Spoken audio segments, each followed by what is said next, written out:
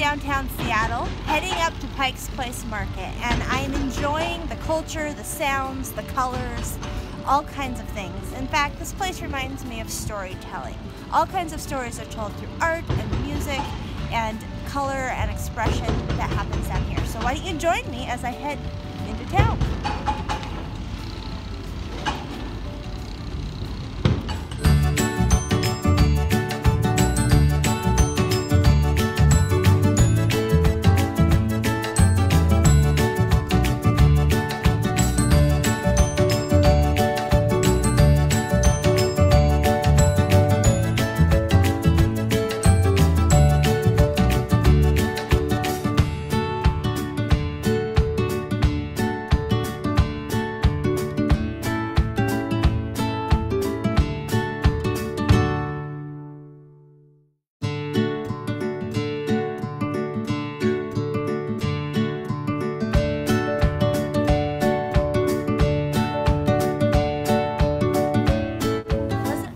In the market fun. I love seeing the sights and sounds, the colors, the smells, and the tastes. Why, this waffle, so good. It kind of reminds me of a story. Why, see, Steve Breen writes an awesome story called Woodpecker Wants a Waffle. And it's about a tricky little woodpecker who tries to find a way to snag a waffle. Let's read it. The Woodpecker Wants a Waffle, written and illustrated by Steve Breen. One morning, Benny awoke to the best tummy-rumbling smell. So he flew off to investigate. W-A-F-F-L-E, he read. What in the world is a waffle?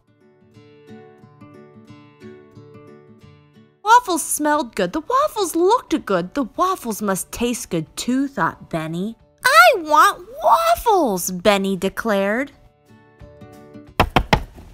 Benny politely pecked on the front door. Bap! Instead of waffles, he just got the boot. Next, he tried to sneak in. Instead of waffles, Benny got swept away. Benny tried a number of creative disguises, but instead of waffles, he was tossed in the trash. Swoosh! What are you doing? Asked Bunny. I'm wishing for waffles, said Benny. The animal started laughing. That is ridiculous, said Bunny. Frogs don't eat fries, ribbit. Moose don't eat muffins. Raccoons don't eat ravioli. Lizards don't eat lasagna. Owls don't eat oatmeal. Bears don't eat bagels. And chipmunks don't eat cheeseburgers. Turtles don't eat turnovers. Skunks don't eat scones. Hawks don't eat hot dogs. Coyotes don't eat cupcakes. Snakes don't eat snow cones. And woodpeckers don't eat waffles. One by one, all the animals chimed in. Well, why not? Asked Benny.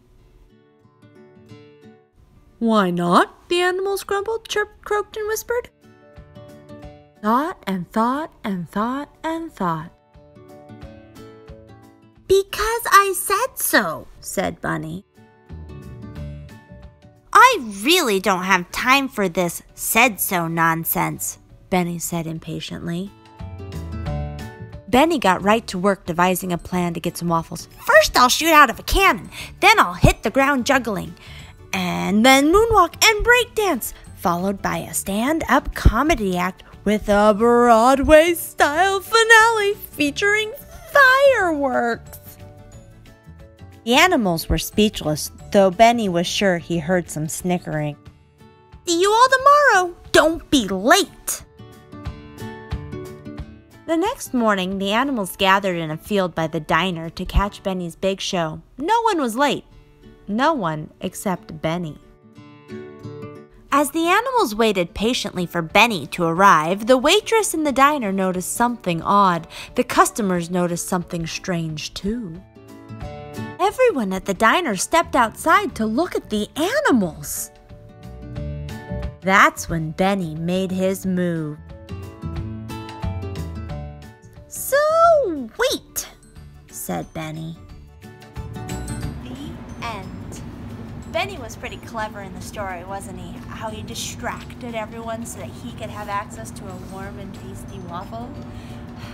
Now, head back to the tables, do the activities, don't forget to give this book stars, and enjoy